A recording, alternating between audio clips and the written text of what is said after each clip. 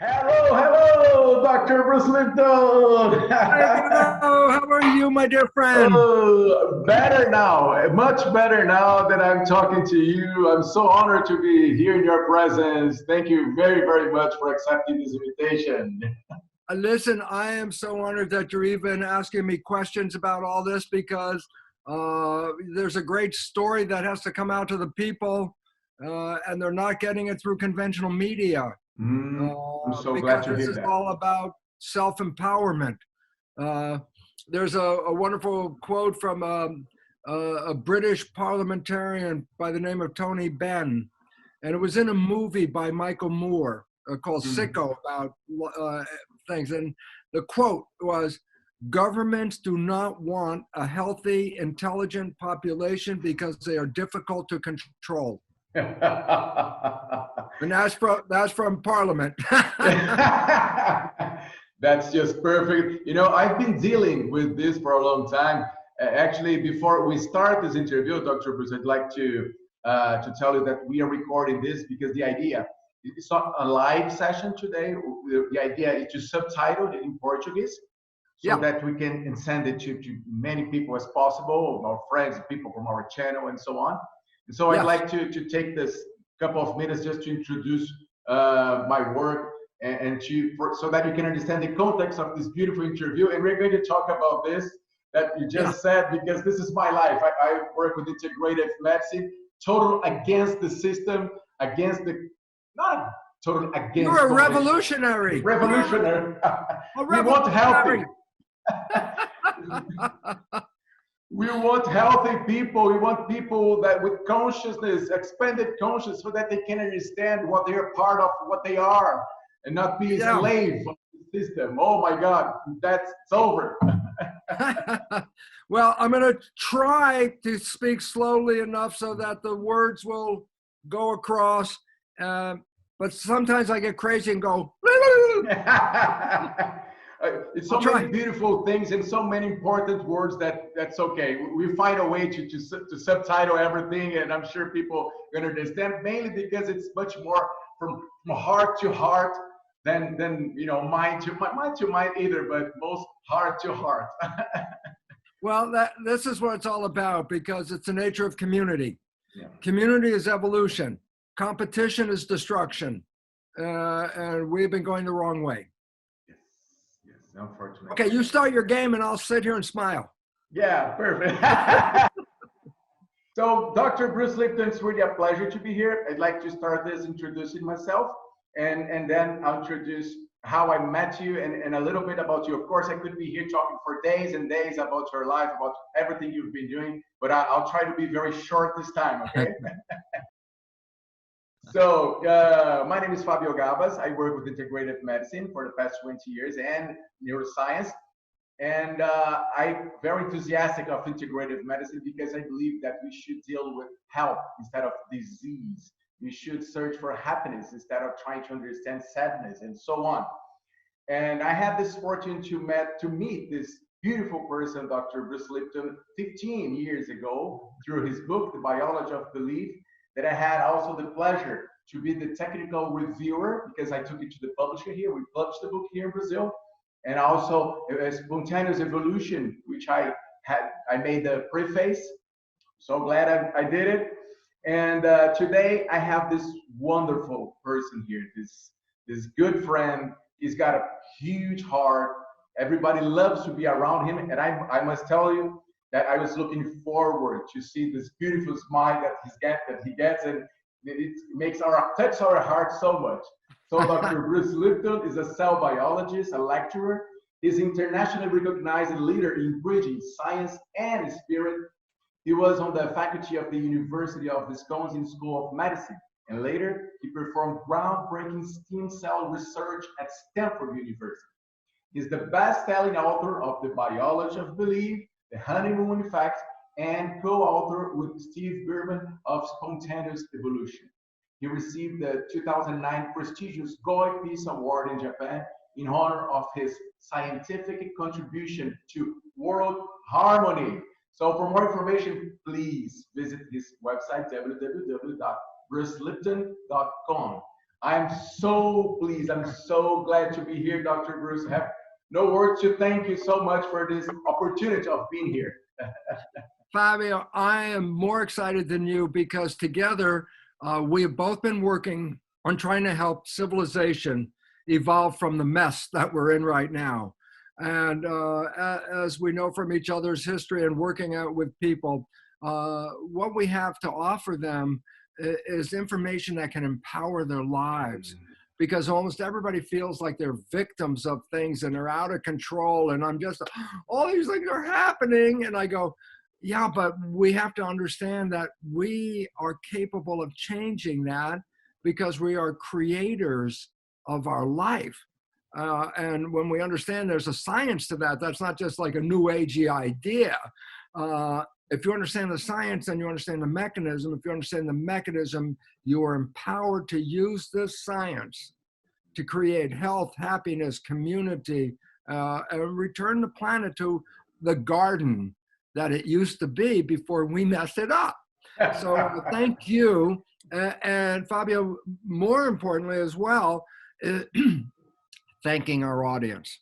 Yes. Because our audience are the people who are thinking in a different way.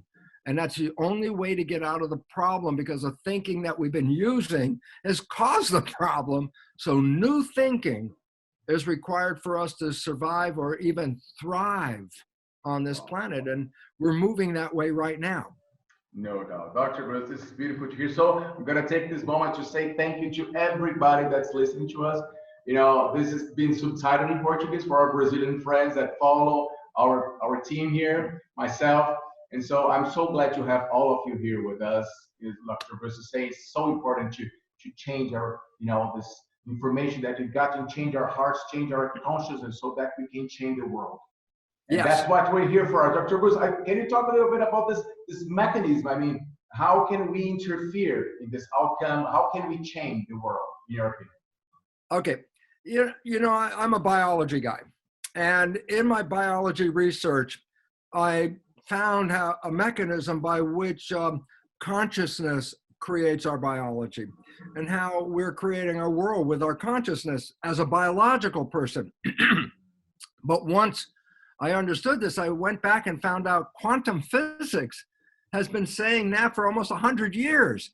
And I want to give a couple of quotes to begin with. And the reason is this: quantum physics is the most valid science, the most truthful science on this planet. Of all the things, biology, chemistry, psychology, quantum physics is the most truthful. And I go, so why is it relevant? Because the principles of quantum physics actually emphasize how consciousness, or our mind, is creating this world that we live in. And so I can talk about it from biology, but first I thought, let me give a couple of quotes that I think are very important from quantum physics, because I want to again emphasize the perceptions or principles of quantum physics are the most valid, truthful principles. So I go back to 1927, and that's when quantum physics was introduced into the world.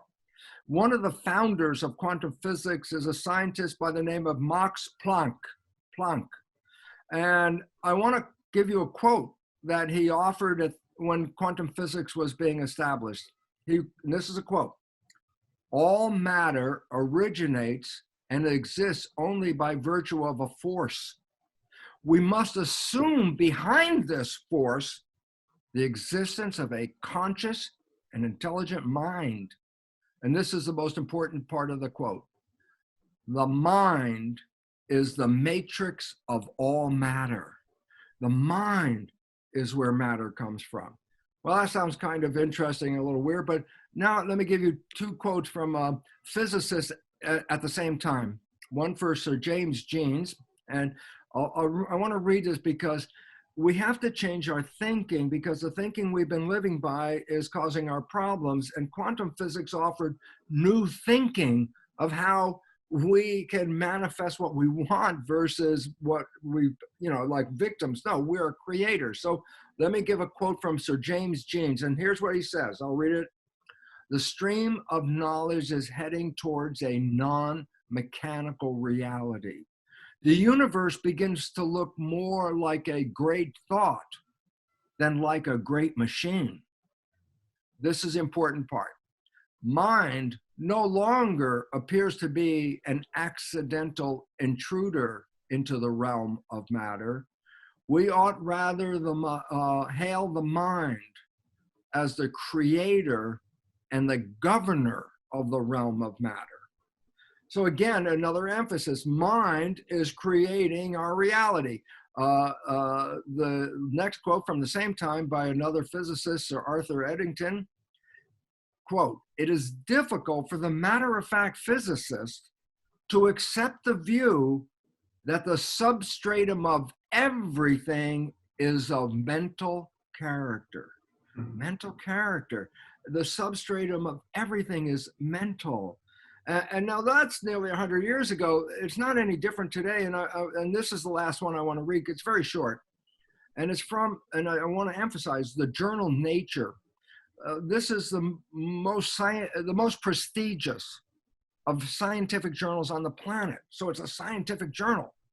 And it's an article by a physicist in the United States from a university called Johns Hopkins University. The article is called The Mental Universe. And the physicist, Richard Conn Henry, this is the last sentence in the article. So I don't have to read the whole article. It's summarized in one sentence. And here it is. The universe is immaterial. It's mental and spiritual. Live and enjoy. Again, the emphasis is this. We live with the illusion of a physical world and an energy world. That's a belief we were all programmed with. That's called Newtonian physics. That separates matter and energy and say they don't interact. I say, so why is it relevant? I say, well, my body is made out of matter. So the only thing that can affect my body are chemicals called drugs, okay? And energy, is not going to alter matter. That was the nature. Matter and energy are separate, okay? But in 1927, when quantum physics came in, they said that is an illusion of separation, that everything is energy. And the significance of everything is energy, then I said, well, how come I see a physical world? And I go, because it's a unique form of energy. And then you say, but energy is invisible. I go, it is. And then that's where the problems come from. How can I see you if energy is invisible? The answer is very important. And the answer is, and it sounds like a joke, you can see me because the lights are on. And I go, what's the joke? And I go, photons of light are particles of light. And when they hit the energy that we are, they bounce back.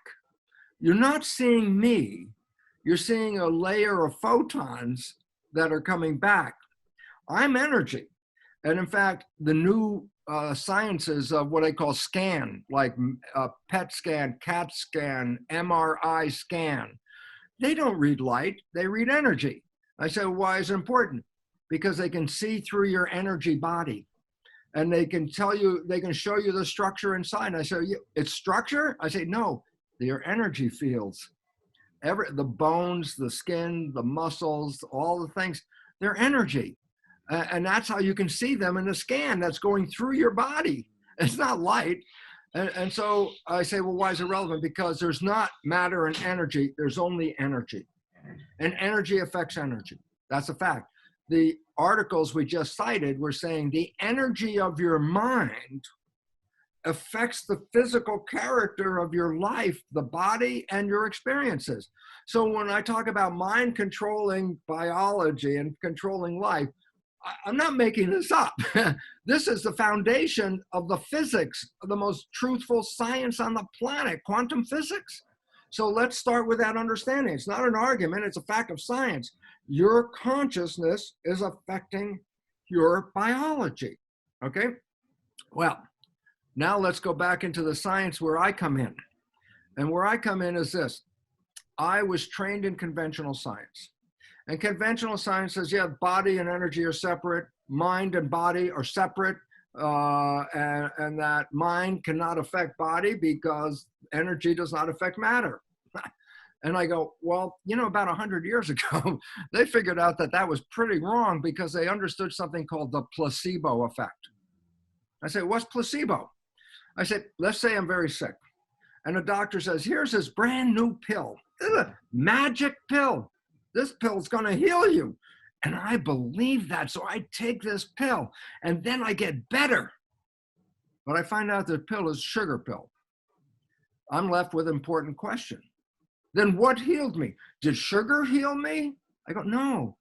Your belief in the sugar, which is consciousness, healed you. You saw yourself healthy rather than seeing yourself sick. You changed your perception. That's what it was. It's what you see. And your mind makes an interpretation. And that's why it's interesting, because two people can be in the exact same place in the environment, and one could look out and go, how wonderful and beautiful this place is. And the other one standing right next to him goes, this is a scary place. I don't feel good here. You know, they're both in the same place.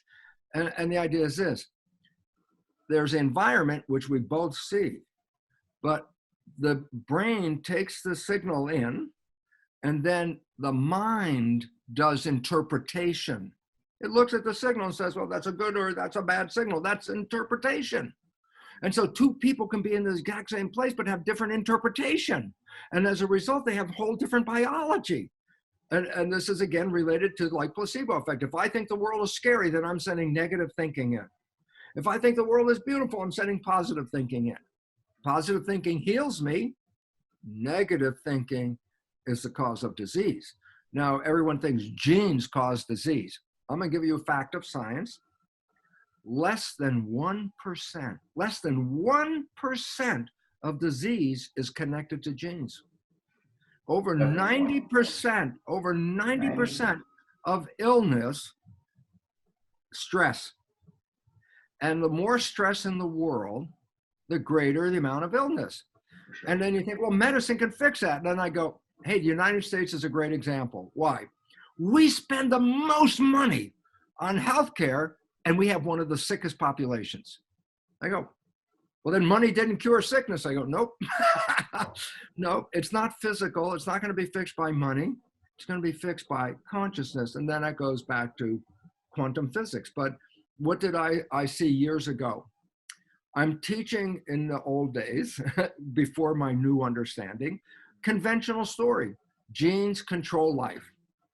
And while I'm teaching that in the classroom, and especially to medical students, that genes control life, I'm doing research on what is called stem cells. And people have heard of stem cells. And stem cells are like embryonic cells in your body. I say, why should I have them? I say, because your body is a community of 50 trillion cells. But every day, hundreds of billions, these are numbers like, they're so big, hundreds of billion cells die every day. Matter of fact, in the last few minutes, you've lost hundreds of millions of cells. Red cells are dying, white blood cells are dying, skin cells are dying, hair cells are dying. Some of mine didn't come back, but cells are continuously dying. And I say, well, then to stay alive, you must have to replace those cells. I say, well, then where do replacements come from? They're called stem cells. They're in your body. They're embryonic cells, and they can replace skin, bone, muscle, nerve. They can replace anything. They're embryo cells. So good news for you. If you're watching this program, you have stem cells. So you don't have to go find them. You have them. And I say, so I'm growing stem cells in a tissue culture. And I'm cloning. That means I take just one stem cell, just one, put it in a petri dish. And every 10 hours, the cell divides. First there's one cell, then there's two, then there's four, then there's 8, and they double and double and double. In 1 week, 30,000 cells in the petri dish. The most important point is they all have the same genetics because they came from the same parent. Okay? 30,000 genetically identical cells. But now here's what I do. I take 3 petri dishes, culture dishes, and I put 10,000 of the cells in one, 10,000 in the other. So all 3 dishes have the same genetically identical cells. but we grow cells in what is called tissue culture medium, a fluid. I go, well, what's that? And I say, the equivalent of blood. That's what cells live with. They live in your body because of the blood. So when I grow human cells, I make culture medium based on what does human blood have in it, and I try and make the same thing, and then I feed the cells with that. So it's like feeding them the environment that they live in. But because I make the culture medium, I could change some of the chemistry. So I make 3 different versions of culture medium, slightly different from chemical, but basically the same, but slightly different. I say, so in dish 1, let's call the new culture medium an environment, because that's what cells live in. So environment A, I feed the cells with that culture medium. The embryonic cells turn into muscle cells. In the second dish, I put a different environment, environment B, slightly different culture medium, and the cells form bone. And in the third petri dish, again, with genetically identical cells, a slightly different culture medium, and they form fat cells. And so I say, I look at the results, and I say, what is controlling the fate of the cells? Bone, muscle, fat. What made that? I say, remember, all the cells were genetically the same. Yes. So I can't say I had muscle cells or bone cells. I had exactly the same cells. So what was different? Culture medium. I say the chemistry of the culture medium, the environment, that's what it's called, the environment altered the genes in the cell. So the genetics wasn't controlled by the genes. The genetics was controlled by the environment, okay? Now, I say, so that's a neat experiment, and yet in the classroom, I'm teaching conventional story. Genes turn on and off and control your life. That you didn't pick these genes, that you just got them at fertilization, egg and sperm. And so you didn't pick them. And if you don't like your genes, which give you the character, you can't change them. And then we are told that they turn on and off without us. Then I say, well, then what controls your life? And as we are programmed, genes control my life. I go, wow, so how do genes control your life? And the first thing was they turn on and off. And I go, well, okay, let's fix that. That is a belief that is totally incorrect. Why? A gene is what you call a blueprint to make a body part called protein. The body is built out of proteins. When you see each other, when you see me, this is a protein machine. And I say genes code for that protein. And I say, and there are blueprints to make, these are very complex molecules, so you need a blueprint. And I say, so then genes are blueprints. I go, yes. And then I say, go into an architect's office. And the architect, she's working on a blueprint. And you lean over her shoulder, you say, excuse me, is your blueprint on or is your blueprint off? And the architect will look at you and go, what are you, crazy? It's a blueprint. There's no on and off to a blueprint. Exactly. DNA is a blueprint. It doesn't have the ability to turn itself on and off. It can't do that. It's just a blueprint. It has no consciousness. It has no awareness. It's like a blueprint on a piece of paper. And I say, well then, how are the genes controlled? I go, the genes are controlled by the mind. I go, well, how do you know that? And I go, okay, go back to the experiment. I was first teaching the students in the classroom, genes control your life. But then I come into my laboratory and I show genetically identical cells. The fate is not controlled by the genes. The fate is controlled by the environment. And then I say, so, and then people say, so what does that have to do with me? That's cells in a culture dish. And I go, when you look in the mirror and you see yourself as one person, that's an illusion because you're made out of 50 trillion cells, 50 trillion. And I say, why is it relevant? The cells are the living organism. You, by definition, a community. You're a community of 50 trillion cells. And I go, so what? Now here's the cool part. We are skin-covered petri dishes.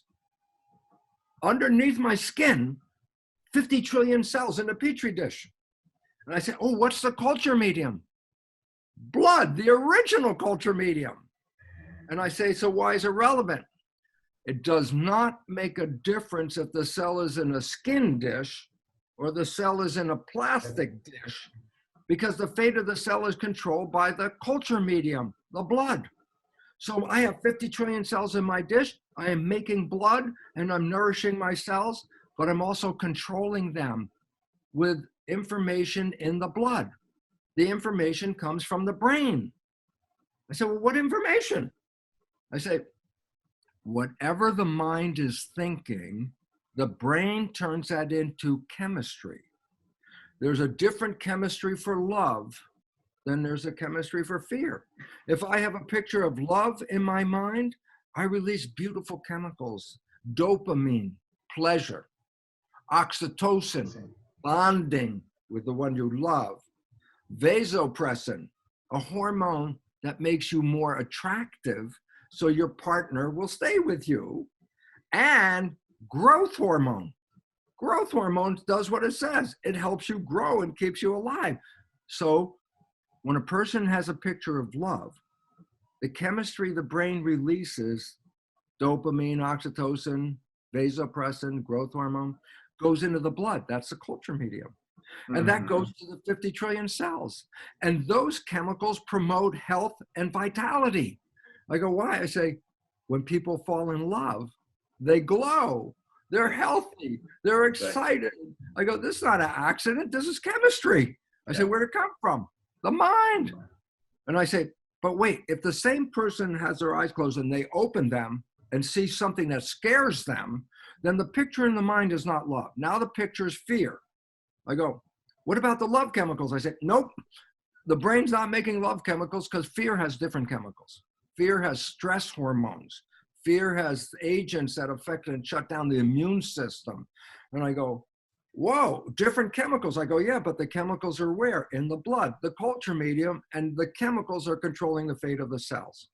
So if you see what I'm talking about, it's exactly what quantum physics said. Exactly. Your mind is creating chemistry from the brain that matches the picture of your consciousness. Perfect. Are you feeling love in your life? Or are you feeling fear in your life? That's different chemistry. And the fate of your cells have a whole different response. And Dr. Bruce, if you don't mind, I'd like to ask something about this. Yes. I totally agree. I've been seeing this in my work every day, that the thoughts are related to our chemistry and the way our cells are going to work and answer. And we understand that these patterns of thoughts are related to our perception of the world. And each one has a different perception. Like you said, you have two people in the same place. One's going to see it beautifully. The other one's going to find it terrific.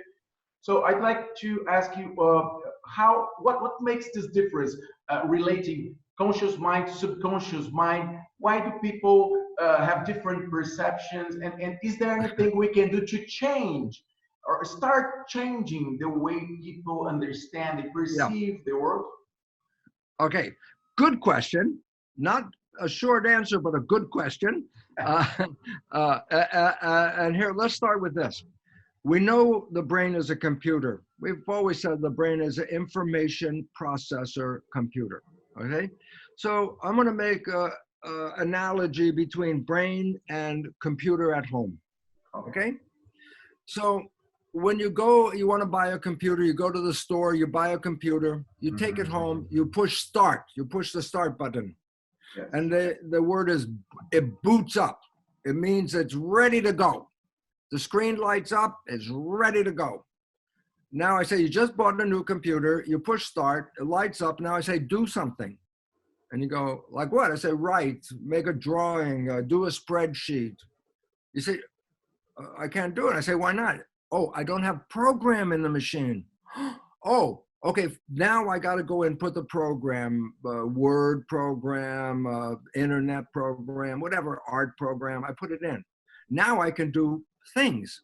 I say, what do you want to do? I say, well, you can type on the keyboard and put information into the program and then use the program to create what's on the screen.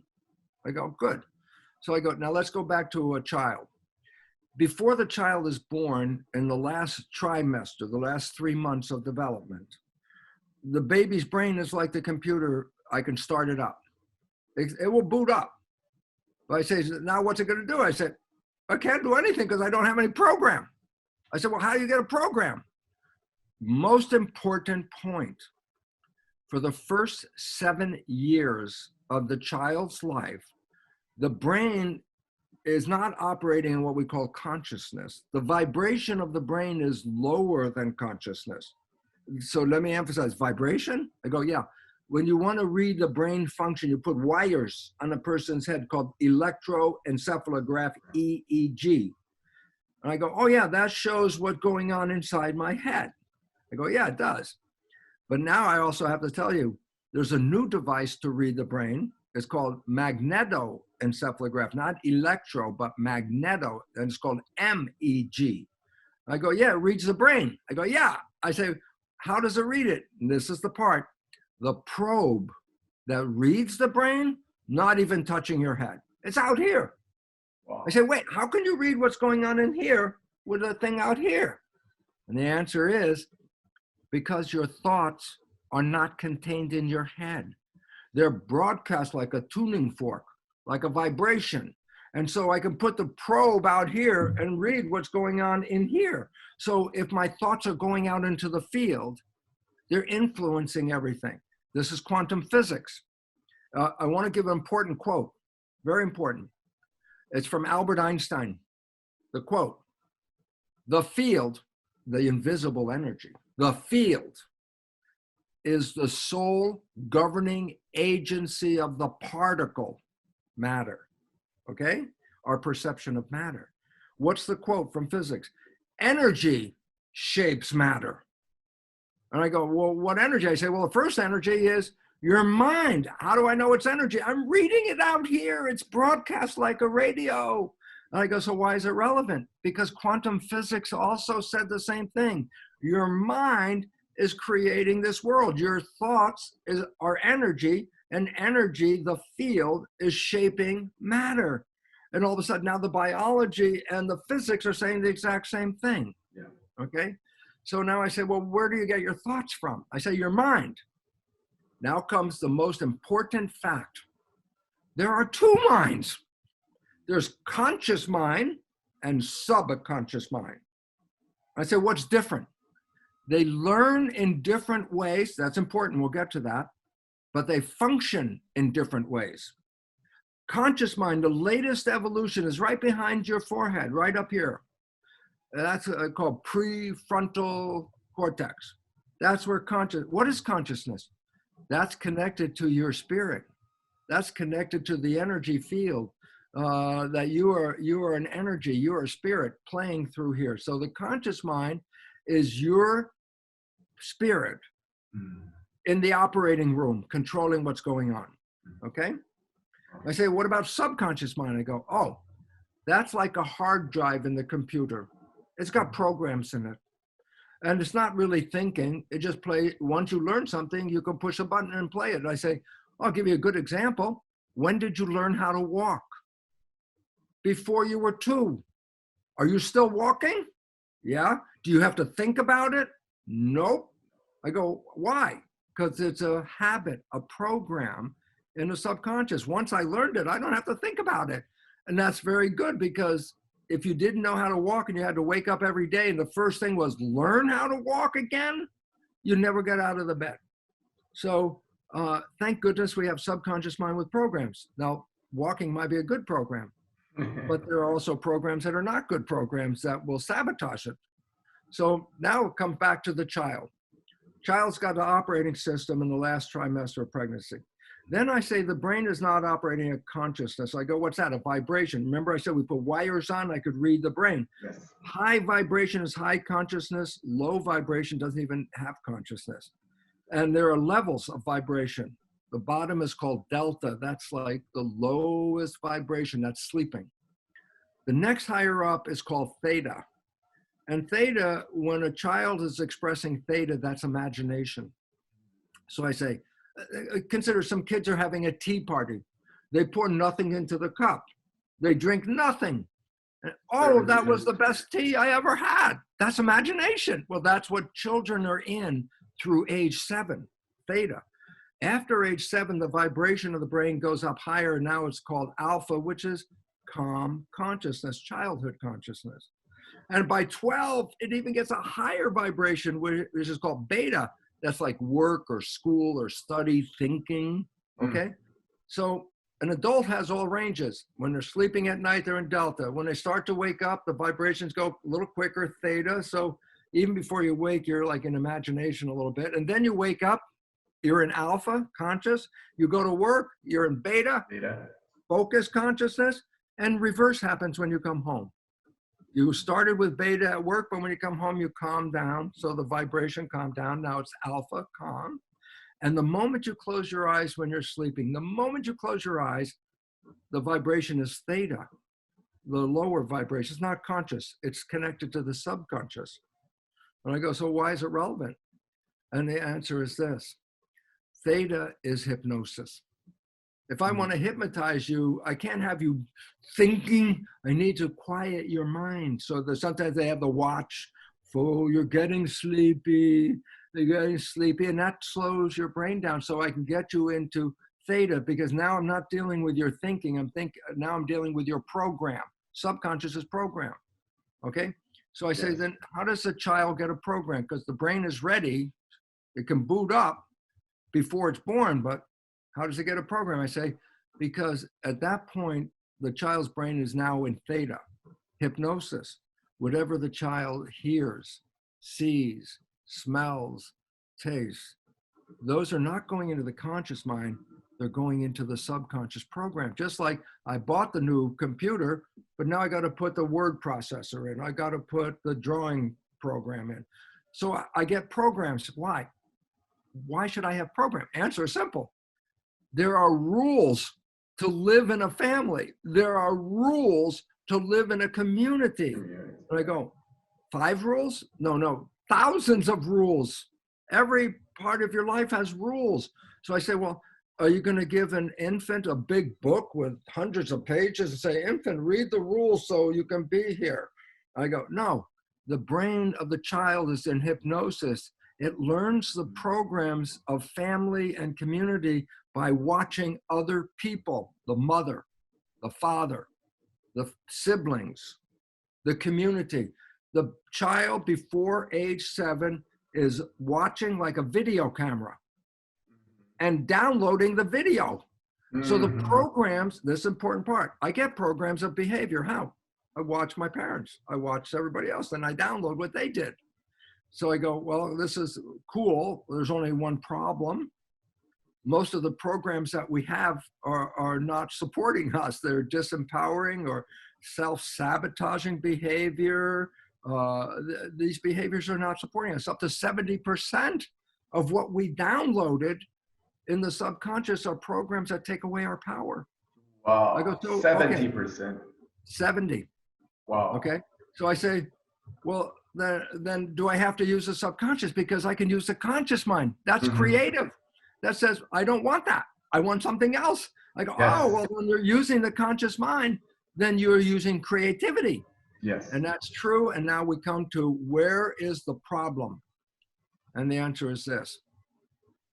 Fábio, tell me what you're doing on Sunday at 2:00. Can you tell me right now?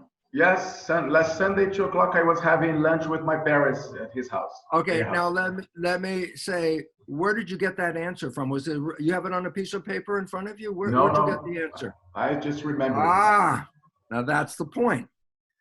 When you are thinking, you don't look out, because the answer isn't on the outside. Thinking, the answer is on the inside. Yes. So if I'm thinking, I take my conscious mind and say, look inside. Where's the answer? Sunday, 2:00. What am I doing? Okay. I say, yeah. But if you're thinking and your attention is looking inside, then who's controlling your life at that moment?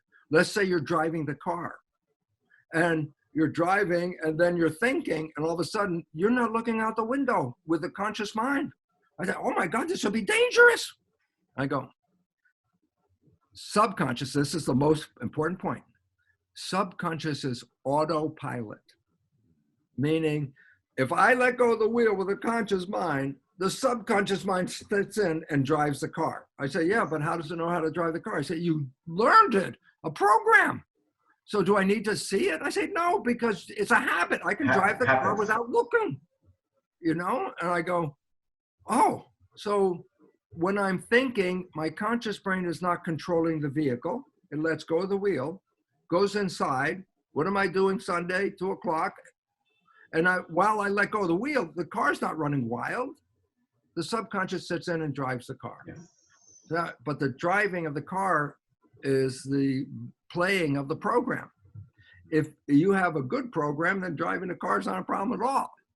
But if you were programmed to be a bad driver, when the subconscious steps in, you're in a lot of trouble because it's not going to drive really good. So here's the point. Science has recognized that this is the most important point, Fabio, that we have to tell people.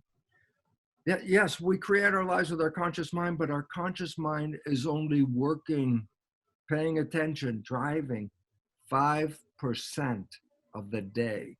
I said, what do you mean? Because 95%, the conscious mind is thinking. What am I doing today? What am I doing tomorrow? What's happening? What's my kid doing? It's thinking, thinking, thinking, thinking. So I say, then only 5% of your life are you creating it from conscious creative mind. 95% of your life is program. You don't even see it. You don't even see the program. Why? Because the conscious mind's looking inside. It's not looking out when the program is playing. For 30 years, I have the same story. I would like to find a different story because after 30 years, you know, maybe I get a new one. No, the same story. And here's what the story is. You have a friend. You know your friend's behavior very well, your friend. And you know your friend's parent. And one day you see your friend has the same behavior as the parent. So you want to tell your friend, hey, Bill, you're just like your father. And then I say, back away from Bill. Bill's going to go, how can you compare me to my father? I'm nothing like my father. And most people laugh because they have experienced that. And I say, why is this the most important thing that we could say right now, Fabio? And it is this. Everyone else can see that Bill behaves like his father. The only one who can't see it is Bill. Now I explain it. Where did Bill get the behavior in his subconscious? By watching his father. Yes. So the program he downloaded wasn't his program. He downloaded his father's behavior. Yes. But that's subconscious. I say, yeah, but what happens when Bill is thinking? Oh, he lets go of the control. He's thinking. But now the program that's playing is his father's behavior. But Bill can't see it. I say, why not? Because he's not looking out. He's thinking in. So whatever behavior is coming out, he doesn't see it. And I go, yeah, but what is it? I say, whatever the program was. If it was a good program, then fine. He could think all day he wants. And if it's a good program, it would keep him happy and healthy. And perception is a matter of this habit too, isn't it? The way we perceive the environment is also related to the subconscious programs, isn't it? Absolutely, because that's how we learn. We download by, oh, that's how people behave. Let's say there's bigotry. People don't like these other people. And you're a child in the family. You never even saw those people. But what did you learn? Those people are bad. That's a bigot program. The kid never even saw one. But guess what? Now they got the program. These people are bad. Then he sees one of these people and goes, oh, that's one of the bad people. He already made up his mind because that's what the program said. So now we got a problem. And that's where the problem comes from. And the issue is this. Most of the programs we have that we operate from are very negative programs and they're very bad behaviors. And then I say, well, what's the result of having a bad behavior? And we're getting to a point. And then we'll get to that point, then I'll give you the speaking stick. But right now, here's the point. The point is that our behaviors have been programmed 95% of the day by what we observe from other people. And if these programs are good programs, then 95% of the day I'm playing good programs. But if these programs are bad programs, then I'm sabotaging myself but I'm the one that can't see it. Like Bill, why can't I see my behavior? Because I'm thinking. That's why the program is playing. And then I go, oh my God, then if I'm Bill and I'm looking at my life and I'm saying, it's not working. Oh, I wanted to be healthy and I wanted to find a good relationship and I wanted a good job. It's not happening. It's not me. Why? Because I want to be healthy. I want a good job and I want a good relationship. It's not me. It must be them. And I go, 5% of the day, yeah, you're looking for the good things. But 95% of the day, your subconscious is running the show and you don't see it and it's sabotaging you. And therefore, because you don't see you're involved, all you see is the result. I wanted it. I didn't get it. Must be them. We think we're victims. Why? I should be healthy because I had a good thought for healthy. I go, yeah, but that was 5% of the day. What if you got a program of lousy behavior from your parents that compromises your health? Then 95% of the day you won't be healthy. And will you see it? Nope. All you is, oh, I'm not healthy. How'd that happen? Somebody caused it. I'm a victim. And now this is why the most important thing is you have to turn this around. And you have to recognize, I am creating this life with my consciousness. I go, oh, is that a new idea? And I go, no, that's quantum physics for 100 years, the most valid science. So rather than looking at me as being a victim, I have to turn around and go, oh my gosh, I am participating in creating my own problem, but I can't see it because it happens when I'm thinking and I don't even see my own behavior. So the movie The Matrix is not science fiction. It says everybody's programmed. I said, we already understood this. Everyone is programmed by age 7. And I said, what does that mean? I say, whatever program you got by age 7, that's your subconscious. Then I say, after age 7, guess what? 95% of your life is that program. Is this new information? I go, wait, 400 years, the Jesuits have told their followers, give me a child until it is 7, and I will show you the man. I said, what were they saying? I said, exactly what science just said. Whatever program they put in the first 7 years, 95% of that person's life is going to be that program. That's the programming. Where did you get the program? You're the computer, but you didn't come with a program. You had to put a program in. And you didn't get it, after age 7, you can create new programs, okay, that you didn't get from your parents. Like if you want to play an instrument, you can practice and put in a new habit. You can play an instrument without thinking about it once you practice enough. That's how you can change a program. But so the point is this, then truly that is true. Whatever your program is in the first 7 years, it controls the rest of your life. Example, very important. When a child is introduced or adopted into a family where there's cancer running in that family for generations, cancer, breast cancer, whatever, and that child comes into that family, the adopted child will get the same family cancer, even though the adopted child has totally different genetics. And I go, where did that come from? I go, that's science called epigenetics. The programming is controlling the genes. That cancer is a program. Cancer is not a gene. Everyone thinks cancer is caused by genes. I'll give you a fact of science. Not one gene causes cancer. There's no gene. You got that gene, you got cancer. Not one gene. No.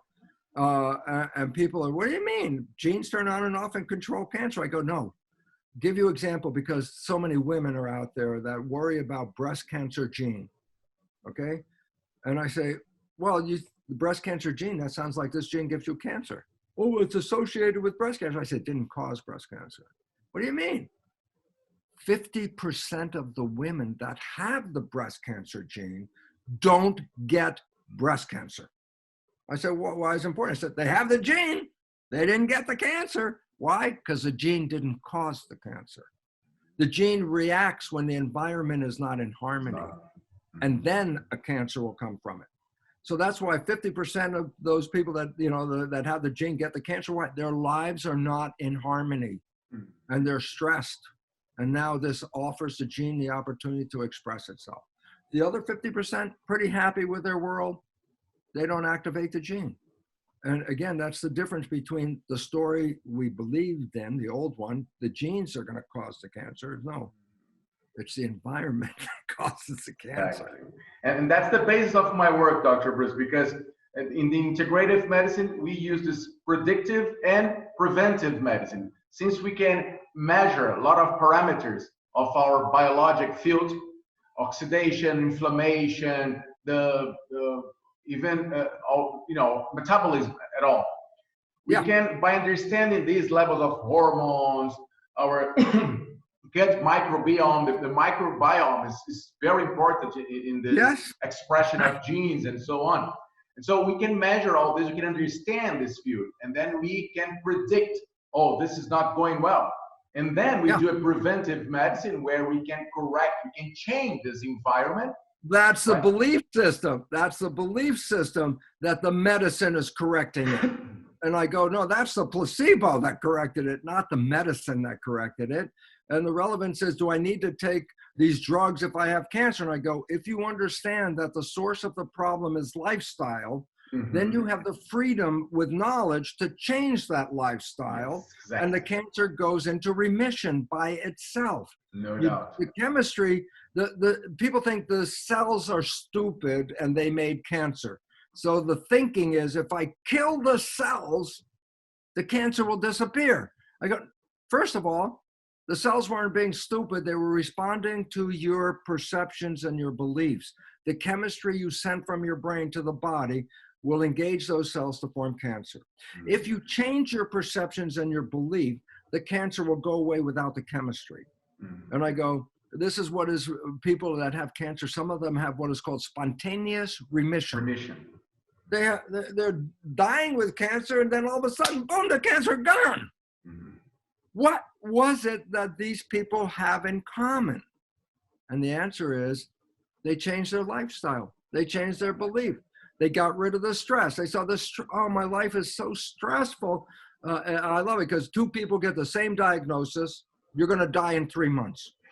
One person believes, yep, the cells are stupid. They're going to kill me. The doctor's right. In 3 months, I'm going to die. And they die in 3 months. Yes. The other one gets the same diagnosis. But instead of saying the cells are stupid, they're going, my life is so stressful. I'm having so much problems in my life that I'm just going to let go of my problems. If I only have 3 months left, I'm going to go on vacation. I'm going to let go of my concerns. And then I go, what happens to them? Well, 3 months, 5 months, 2 years, 10 years, no cancer. It went away. I said, why did it go away? Because the source wasn't the genes and stupid cells. The source was the consciousness that was not in harmony. And when the harmony was returned, the cancer cells disappeared. Cancer is a symptom, not a problem. It's telling you you're not in harmony. So if you start to look at the cancer saying, oh my goodness, I'm not in harmony, I need to fix up my life, then the symptom goes away. And besides, doctor, when we treat people with radiation and chemotherapy, it's not harmonic for the body. It's toxic. It's absolutely toxic. So you can't treat something with the thing that causes it. Radiation causes cancer. We need to understand that. So there is this treatment, but besides this toxic treatments, we need to understand that if we don't bring the body back to harmony, if you don't give information through what you eat, what you drink, your thoughts, your feelings, your actions, if you don't bring harmony to your body through this information changings, then you're not going to get rid of it, because the biologic field that causes this disease is still there. I mean, you've got to change this first. Otherwise, it makes no sense, right? It's epigenetics. The genes didn't cause the cancer because genes don't turn on and off. It's the consciousness that causes the cancer because it's not in harmony, and it creates an environment that matches disharmony. Disharmony here, disharmony here. And a very important point. Let's just say you didn't have cancer, but you did chemotherapy and radiation, it would almost kill you. And it killed, well, you know what, and here's the problem people don't understand about radiation. The radiation is supposed to kill the cancer cells. I go, yeah. I say, does the radiation distinguish cancer cells from stem cells? No, they're both the same. They're dividing cells. So radiation not only kills cancer cells, it kills stem cells. I say, but the stem cells you needed to stay healthy. And if you kill them with the radiation, you are automatically compromise your health. So radiation is very toxic to health. And yet, but you believe the cells did it, and then you say, I accept the bullet, the magic bullets. Shoot the cells. I go, the cells weren't the problem. The cells were telling you you had a problem. Exactly. Very good. Dr. Bruce, it's so good to hear this from you. And if you don't mind, I have one more question for you. Maybe two more, because I'm excited to be here with you. So Perfect. Whatever, bring it on. Oh, perfect. So 2 questions.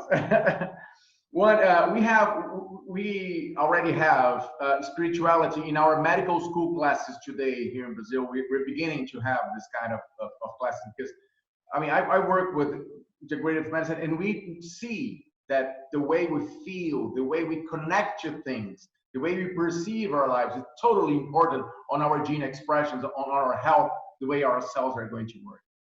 And this is something that we believe is very important.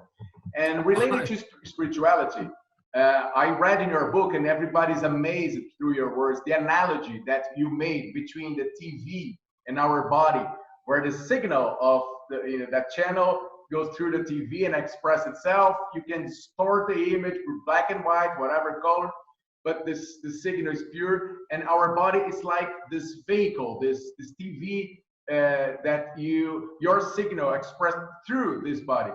Can you talk a little bit about this and the interface between the signal of yourself and the body? What is our cells? It's the brain of the cell. Can you explain that? Yeah. Well, the first thing is, what is the brain of the cell? Because the old story was the nucleus, and that's still not old story. Go look in your textbook right now. The story is the nucleus is the brain of the cell. I say, where'd you come up with that? They say, well, that's where the genes are, and that genes are like nerve cells. They turn on and off and control life. And I go, well, first of all, that's completely false. Genes do not turn on and off. Genes are what? Reproduction. Reproduce the body, reproduce the proteins. I make a joke in the class. I say, how can a bunch of male scientists think that the gonad is the brain? And all the women laugh, and I go, yeah, but that's true. The nucleus is reproduction. The membrane, the skin of the cell is the brain. And humans are created in the image of a cell. And I go, so then my skin is the source of my brain? I go, yeah. In embryology, the skin on the back of the embryo folds in and makes a spinal cord and a brain. Wow. The brain is from the skin. So we're like cells, same as cells. I say cells read the world because they have receptors. Receptors are proteins that read the signals from outside. I go, and where are these receptors? I say they're built into the skin of the cell. Then I go, look at the human. Eyes, ears, nose, taste, touch, pain. These are receptors reading these signals. I say, where are they? They're built into the skin. So I say, yeah, we're just like the cells. And so the cells see the environment like we have eyes and ears and nose, okay? And as a result, the environmental signals control what's going inside, okay? Now I say, well, it's interesting about that because on your computer, you might have a pin, a number to access, so, put in your code. So you can use your computer, nobody else can use it. Yes. All of my cells are chips. They're programmable chips. The membrane is the equivalent of a computer chip. It is a computer chip. It processes the environment and sends information inside to control the biology. So I go, oh, okay, so that I have a computer, you have a computer. But as we said, if we stand next to each other in the same place, we could have totally different responses and totally different thoughts. So then your computer is operating on a different program than my computer's got a different program. I said, then where's the program? Who is the person in charge of the program? I say, whoever could put the pin in, then whoever can, I can access my cells because I send a signal that says, I'm the identity, I control these cells. If I put your cells into my body, they won't respond to my signal, they respond to your signal. I say, so why is it relevant? Because I have an immune system. And the immune system says, You can't have two controllers in the same body. So what they will do is the immune system will to kill the foreign cells so that all the cells in my body are now in harmony with the same program, okay? And so I say, well then cells, immune system can tell you if it's my cell or your cell? What's the immune system looking at? How does it know the difference between two people? And I go, because just like on the keyboard of your computer where you type information in, on the surface of the cell are receptors, which are like keyboard computers. But there's a set of these receptors, like a combination lock, that no two people have the same set. And so I have on my surface a set of receptors, and they're called, I love it, self-receptors, okay? And I go, and my self-receptors are not the same as your self-receptors. So if you put your cells in my body, my immune system looks and says, these antennas are not reading us, they're reading somebody else, and the immune system will eliminate it. Wow. So I say, wait a minute. What if I take my receptors that say Bruce off the cell? Now my cell is generic. It doesn't have any personal ID to it. I could put this cell into you, I could put this cell into any human, because you have the same type of cells. But it doesn't say Bruce's cell anymore. I took off the antennas. Okay. Now here's it. So I took off the antennas of my cell. But now Fábio, I take your antennas, put it on my cell. It's my cell, but your antennas. If I put that one back in my own body, my own cell, my immune system will look, say, not self. It's got different antenna on it. But if I take my cell with your antennas and put it into your cell body, your immune system will look, oh yeah, that's us. It's got the right antennas, that's us. The antennas, what matters. So I transferred ownership of identity through change these receptors. So I say, oh, so these receptors are unique. Each person has a different set. I go, yeah. And I go, and where are the receptors? On the outside of the cell membrane. So, well, the receptors are antennas. They're responding to signals from the environment. Not if they were inside the cell, they'd be reading what's coming inside. No, they're on the outside. They're reading what's coming from the environment. So each person has a set of special antennas, like a combination lock, that is different from anybody else's. So we're each reading a different environmental signal than each other. So I am, at this lifetime, Bruce, Fábio, you got different signals, okay? And I say, so why is it relevant? Well, that takes us back to the story of the television set that says, okay, Bruce's cells, 50 trillion, not the red blood cells. That's a very interesting point. Yeah. Red blood cells don't have these antennas on them. So therefore, there's no identity whose red blood cells they are. That's how I can take blood from me and put it into you. Okay? No personal identity. So that's one of the types of cells in the body that doesn't have these antennas. Okay, but all the other cells essentially, and their nerve cells are involved, but other cells in general have my identity. Your cells have your identity, and they're connected to these antennas. These antennas read identity, but the identity is somewhere from the environment. It's not from inside. And I say, why is it relevant? Then I say, then my body is like a television set with antennas that are reading the Bruce show. And when I die, it's like the television is broken. And if the television is broken, you can't, it's dead. Television's not working, it's dead. I go, did the broadcast, the show you were watching, did that die? I go, no, it's still there. I say, how do you know? You get a new TV, tune it to the same station, and it's back online. I say, yeah, but does the TV have to be male or female? That's the TV, that's not me, I'm the broadcast. What about white, brown, black, yellow, red? That's the TV, that's not me, that's the broadcast. And this is what we have to separate. We are spiritual broadcasts playing through this body. And when I first recognized this, which was a moment, like an instant, and when I put the pieces together about the membrane, the antennas, I went, oh, I'm not in here. I'm the broadcast. And then at that moment, my science mind goes, why have a body if I'm the broadcast? Why do I need a body? What's the body doing? And this is where the humorous part in my life comes up, because the 50 trillion cells, the answer is coming up, and it comes up into my head. I ask the question, why have a body and a spirit? Why not just be a spirit? And the cells, I heard them, the cells said, Bruce, if you're just a spirit, what does chocolate taste like? And I stopped for a second. I said, oh my God, this body translates vision with eyes, energy into vision.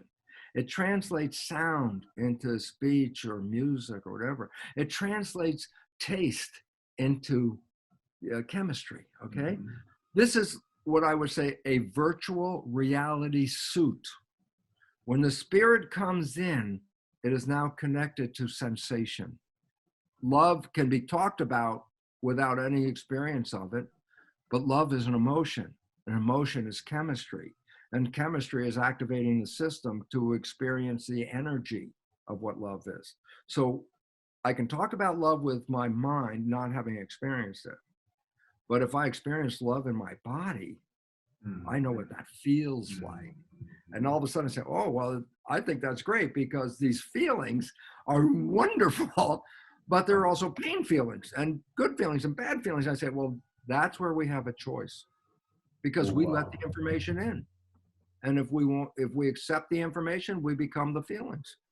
And if we reject the information, we don't have to have those feelings. We can change. This doesn't feel good, then I'm leaving here. I'm going over there because it feels a lot better over there. I have choice. I can feel good or I can stay and feel bad. But if I'm programmed, feeling bad has nothing to do. You could be here, you could be here, you could be here. You're feeling bad because that's who you are. I go, no, you're not this body. You are the energy, the driver. And if I take this body and drive it over here, I can have a whole different experience. I go, choice, free choice. That's where we have freedom. You don't have to buy the feelings. The feelings are like the gauges on the dashboard of your car. They're telling you how it's operating. When you're having bad feelings, saying that's like the engine service light. It's not working. Get service. I say, what kind of service? Not physical service, yet mental service. Your driving is wrong. And if you change the driving program, you can drive and have heaven on earth every day of your life if you let go of the old program or rewrite the old programs. Wow. That's just perfect, Dr. I'm so glad to hear that.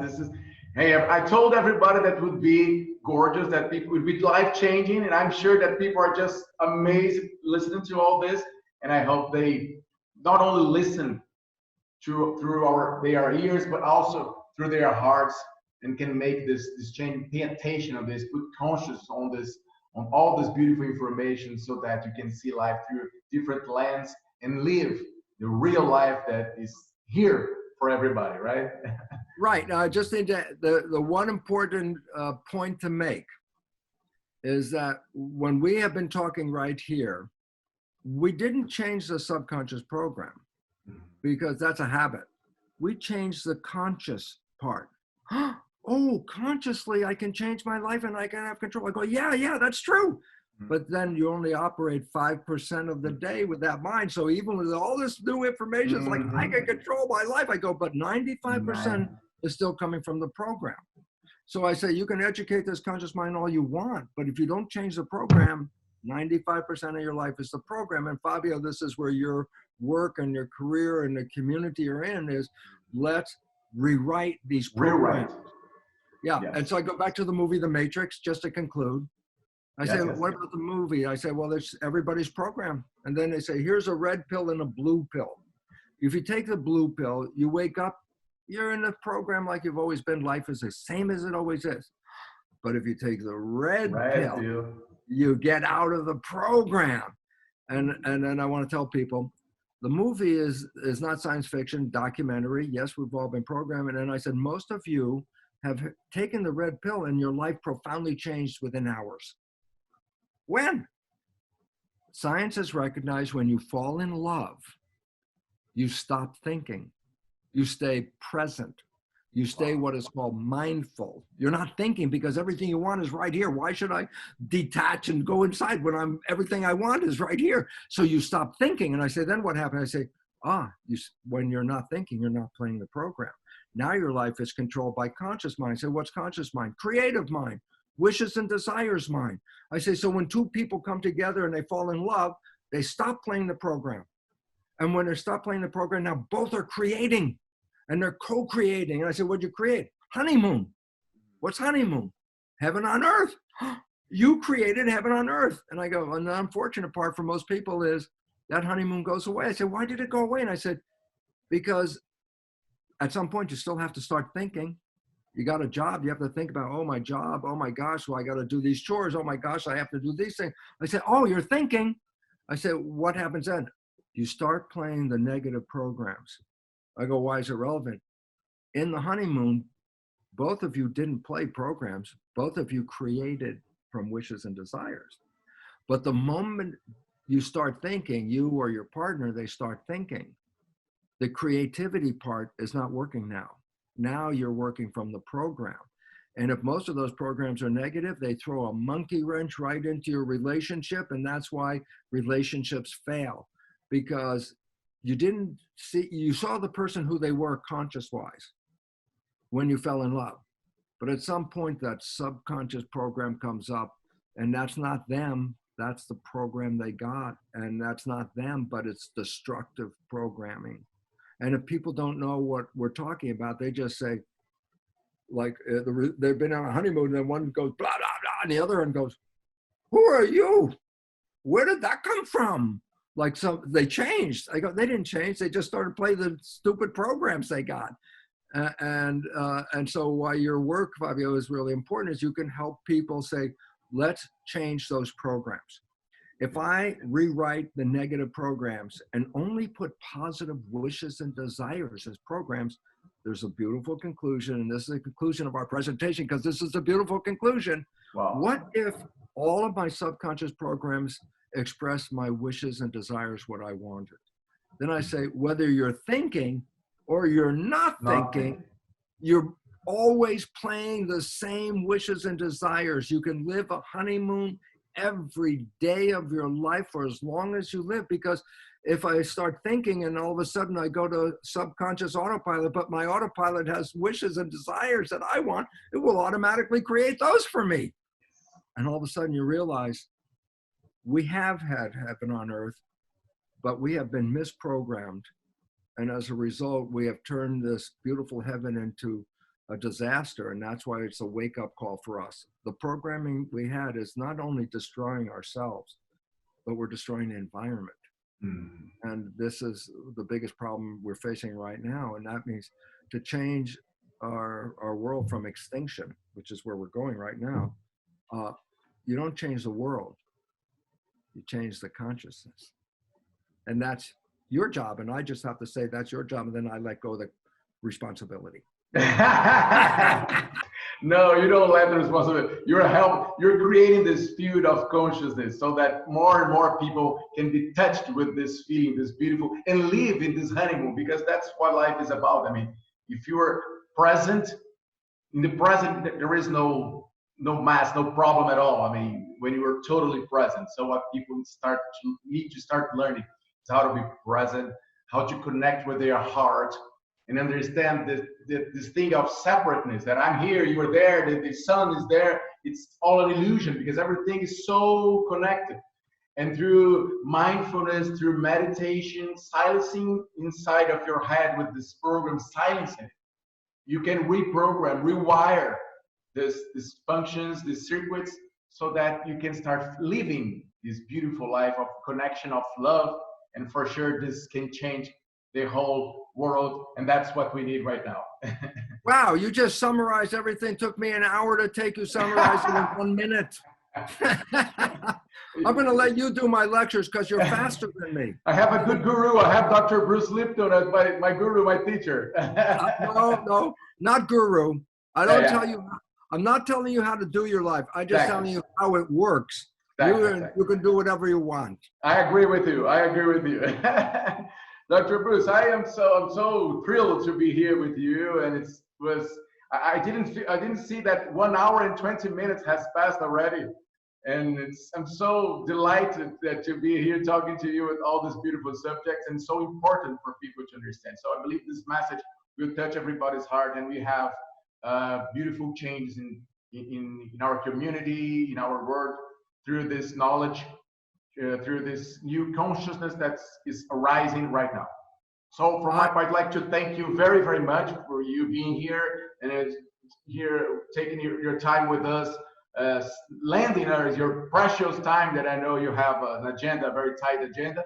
And also thank everybody that's here listening to us. I hope that people follow you, they look for you at the web, at the medias, and they're gonna enjoy a lot of your beautiful work. Thank you, Fábio, and thank all of my Brazilian cultural creatives, all of you out there that want to make a better world, because collectively that's our intention and that's our desire, and that is the only way to survive and thrive into the future. Because when we work in harmony, we can recreate the Garden of Eden right here on this planet. Yes, exactly. Dr. Bruce, I hope to see you very soon again. And at the end of COVID, I hope to meet you personally. I used to go to California. I hope to have this beautiful opportunity to talk to you and give you a hug next time. I look forward to that, Fábio, so much. And thank you for letting me offer some information to the wonderful Brazilian community. Thank you so very much. Thank you. I'm sure everybody's going to love this. Thank you very, very much. And see you very soon. Thank you. Have a great week. Bye-bye. See you, my friend. Bye-bye. Bye-bye.